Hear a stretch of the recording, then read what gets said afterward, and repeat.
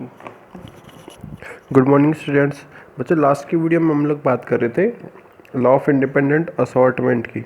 Law of independent assortment, स्वतंत्र अवयवन के नियम की। आज हम लोग बात करने वाले हैं जितने भी ये मेंडल जेनेटिक्स के एक्सेप्शंस निकल के आते हैं, अपवाद निकल के आते हैं उनकी।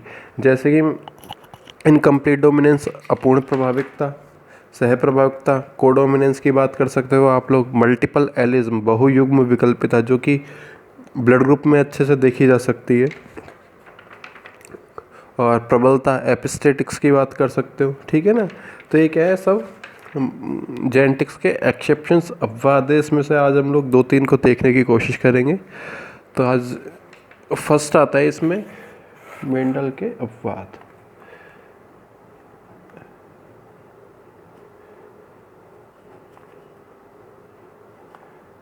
Exceptions of Mendelism,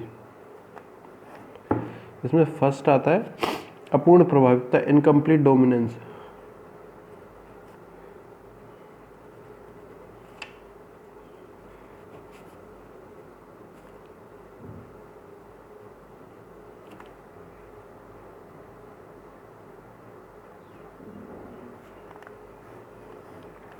incomplete dominance. बच्चों, इनकम्प्लीट डोमिनेंस को यदि समझा जाए तो कई प्रकार से इसे देखा जा सकता है। इसमें क्या होगा, कोई भी अप्रभावी जीन, अप्रभावी एलील कह सकते हो, अप्रभावी फैक्टर कह सकते हो, मतलब जो भी रिसेसिव फैक्टर होगा वो भी F1 जनरेशन के अंदर अपना प्रभाव दिखाएगा। या एक इस प्रकार से कहा सकता है प्रभावी और अप्रभावी लक्षण, रिसेसिव और डोमिनेंट कैरेक्टर दोनों मिलकर एक तीसरा नया कैरेक्टर उत्पन्न करेंगे। तीसरा नया कैरेक्टर, तीसरा नया लक्षण उत्पन्न करते थे। इस प्रकार की प्रभाविता को, डोमिनेंस को बुलाया जाता है इनकम्प्लीट डोमिनेंस, अपूर्ण प्रभाविकता। क्योंकि F1 पीढ़ी में हमेशा कंडीशंस आती है, हेट्रोजाइगस कंडीशन आती है, विषम युग्मजी अवस्था होती है, जिसमें एक एलील प्रभावी होता है, एक एलील डोमिनेट होता है, एक एलील अप्रभावी या रिसेसिव होता है, ठीक है ना। अब एक एलील प्रभावी होने पर एक एलील अप्रभावी होने के कारण ये दोनों एलील F1 जनरेशन के अंदर एक तीसरा नया कैरेक्टर, तीसरा नया लक्षण उत्पन्न करते हैं, जो कि ना तो प्रभावी का होता है और ना ही अप्रभावी का होता है। तो इस प्रकार की प्रभाविकता को बोला जाता है अपूर्ण प्रभाविकता। तो इसको इस प्रकार से लिख सकते हैं, जब विषम युग्मजी अवस्था, हेट्रोजाइगस कंडीशन, विषम युग्मजी अवस्था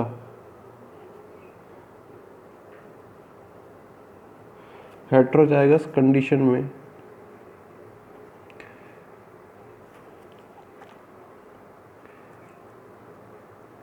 किसी एक लक्षण के, किसी एक लक्षण के अप्रभावी विकल्प भी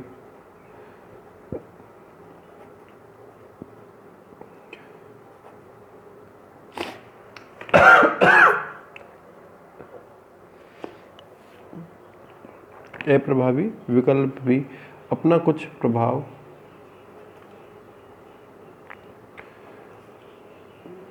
होता है, इफेक्ट, प्रभाव प्रदर्शित करते हैं,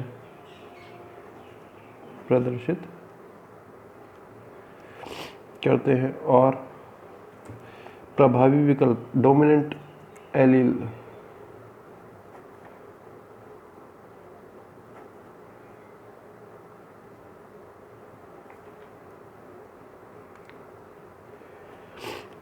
एलील के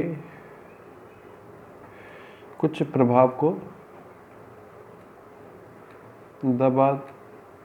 दबाना होता है, प्रेस, दबा देते हैं, तो ऐसी प्रभाविकता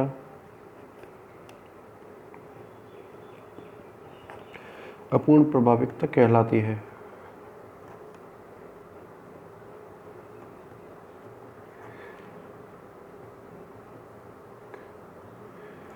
अपूर्ण प्रभाविकता कहलाती है। इसका एग्जाम्पल हो सकता था मीराबिलिस जलापा, या कह सकते हैं इसे गुलब्बास कहा जाता है, स्नैपड्रैगन, 4 o'clock प्लांट या स्वान पुष्प।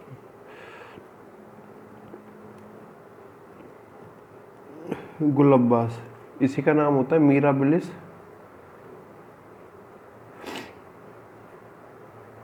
जलापा, स्नैपड्रैगन।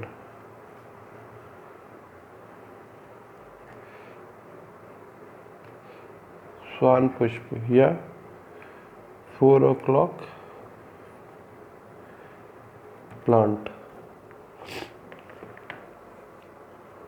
ठीक है ना। इसमें एक लक्षण होता है जो कि लाल पुष्प के लिए, रेड कलर के लिए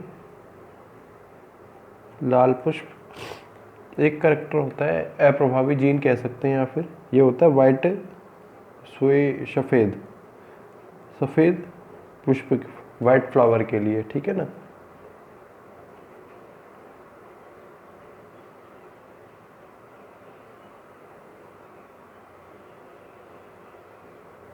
वाइट फ्लावर के लिए इनका जब आपस में क्रॉस कराया जाता है तो F1 पीढ़ी के अंदर कैपिटल आर और स्मॉल आर का करेक्टर आता है, जो कि क्या है, विषम युग्मजीय अवस्था, हेट्रोजाइगस कंडीशन। और यहाँ पे ना तो लाल करेक्टर आता है ना सफ़ेद करेक्टर आता है, एक तीसरा नया करेक्टर उत्पन्न होता है। और इस पुष्प का, फूल का रंग हो जाता है गुलाबी, या कह सकते हो पिंक कलर। पिंक कलर जब इसका सेल्फ क्रॉस किया जाता है, जब इसका सेल्फ क्रॉस किया जाता है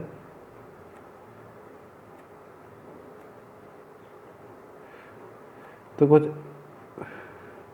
इस प्रकार के कंडीशंस हमारे सामने बनते हैं। इससे जीनोटाइप की यदि बात की जाए, जीन प्ररूप की बात की जाए, फिनोटाइप की, लक्षण प्ररूप की बात की जाए, तो ये वाला जो करेक्टर है, ये वाला जो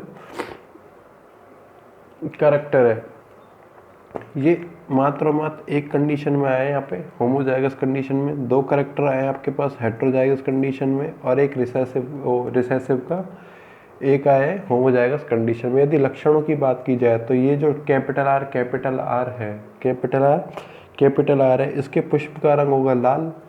कैपिटल आर स्मॉल आर जो कि हेट्रोजाइगस कंडीशन में, इसके इन दोनों के पुष्पों का रंग होगा पिंक कलर। और स्मॉल आर जो कि होमोजाइगस रिसेसिव के रूप में है, इसका कैरेक्टर होगा सफ़ेद। तो यहाँ पे भी फिनोटाइप क्या आ जाएगा, 1:1। और मेंडल के अनुसार क्या आना चाहिए था, 3:1 आना चाहिए था। तो इसी को हम लोग बोलेंगे इनकम्प्लीट डोमिनेंस, ठीक है ना। तो ये क्या हो जाता है, फर्स्ट हो जाता है आपका अपूर्ण प्रभाविकता यहाँ पे पूरा। दूसरा आता है कोडोमिनेंस या सह प्रभाविकता। सेकंड नंबर पे आता है हमारे पास सह प्रभाविकता।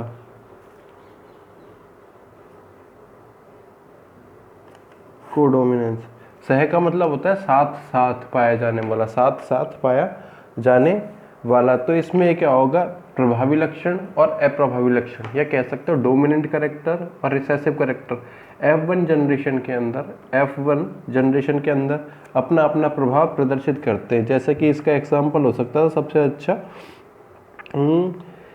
मवेशी होते कैटल्स, मवेशी में त्वचा का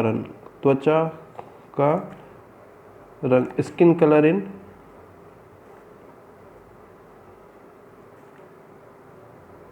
कैटल्स। जैसे कि यहाँ पे कोई भी पशु है,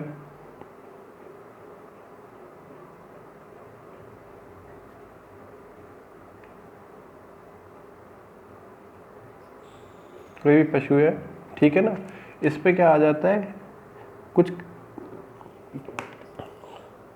यहाँ पे कुछ पैचेज आ जाते हैं रेड कलर के बॉडी के ऊपर, या कह सकते हो स्किन पर कुछ पैचेज हो जाते हैं रेड कलर के, बाकी बॉडी रह जाती है वाइट कलर की। तो ये जो रेड कलर था, ठीक है ना, ये डोमिनेंट कैरेक्टर था। वाइट कलर क्या था, रिसेसिव कैरेक्टर था, या कह सकते हो अप्रभावी लक्षण था। लेकिन F1 जनरेशन के अंदर हमें कैटल्स के अंदर, मवेशियों के अंदर ये दोनों रंग क्या हो रहे हैं, यहाँ पे प्राप्त दिखाई दे रहे हैं। तो इस मतलब दोनों के दोनों लक्षण एक ही पीढ़ी के अंदर, दोनों के दोनों लक्षण एक ही पीढ़ी के अंदर अस्तित्व में, एग्जिस्टेंस में पाए जा रहे हैं। तो इस प्रकार की प्रभाविता को बोला जाता है को डोमिनेंस या सह प्रभाविकता। तो इसके लिए लिखा जा सकता है विषम युग्मजीय अवस्था में, विषम युग्मजीय अवस्था होती है हेटेरोजाइगस कंडीशन।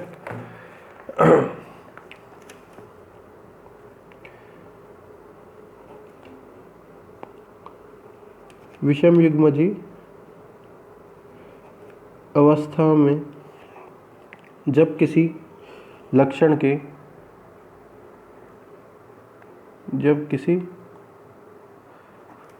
के दोनों विकल्प एलील्स अपने प्रभावों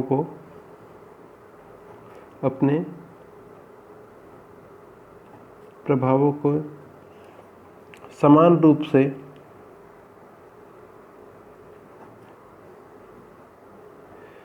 रूप से अभिव्यक्त करने की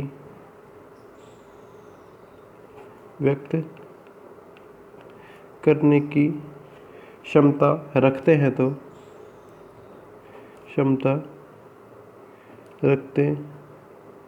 हैं तो ऐसी प्रभाविकता सह प्रभाविकता कहलाती है।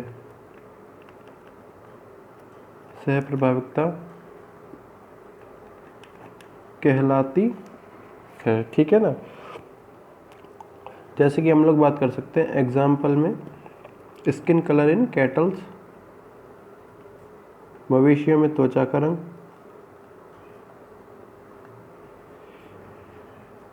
दूसरा हम लोग बात कर सकते थे जैसे कि ए बी ब्लड ग्रुप पाया जाता है मनुष्य के अंदर, ए बी ब्लड ग्रुप पाया जाता है। इसमें ए और बी दोनों के दोनों कैरेक्टर क्या होते हैं, अपना अपना प्रभाव प्रदर्शित करते हैं। इस प्रकार से ब्लड ग्रुप,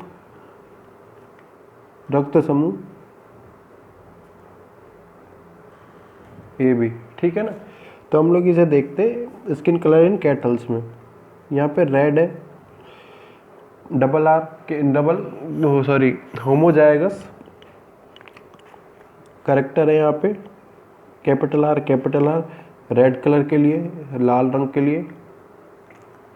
यहाँ पे स्मॉल आर होमोजाइगस कंडीशन में करेक्टर है वाइट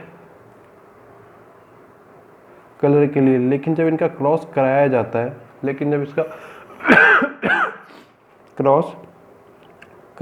तो हमें प्राप्त होती है इस प्रकार की हेटेरोजाइगस अवस्था।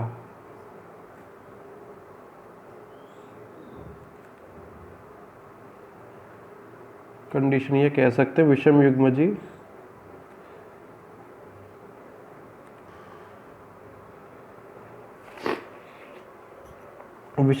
अवस्था प्राप्त होती है। और यहाँ पे ये जो इस F1 जनरेशन के जो कैटल्स होंगे, F1 जनरेशन के F1 पीढ़ी के जो जीव होंगे, इसके त्वचा के रंग में क्या पाए जाएंगे, दोनों कैरेक्टर शामिल होंगे। रेड कलर भी पाया जाएगा, वाइट कलर भी पाया जाएगा। तो इस प्रकार के कैरेक्टर को बोला जाता है रोओन।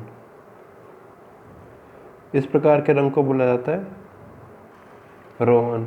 तो इस प्रकार की प्रभाविकता को हम लोग बोल सकते थे सह प्रभाविकता। इसमें दोनों के दोनों लक्षण अपना प्रभाव अपने इफेक्ट को क्या करते हैं, शो करते हैं। यहाँ पे हमने एक इनकम्प्लीट डोमिनेंस देखा था। यहाँ पे क्या होता है, एक तीसरा नया कैरेक्टर उत्पन्न होता है। और कोडोमिनेंस में क्या है कि दोनों जो कैरेक्टर हैं F1 जनरेशन के अंदर साथ साथ पाए जाएंगे और अपने प्रभाव को उत्पन्न करेंगे, अपने प्रभाव को प्रदर्शित करने का कार्य करेंगे। बाकी नेक्स्ट वीडियोस में हम लोग देखने वाले मल्टीपल एलिज्म, एपिस्टेटिस, ठीक है ना। आज के लिए इतना ही, धन्यवाद।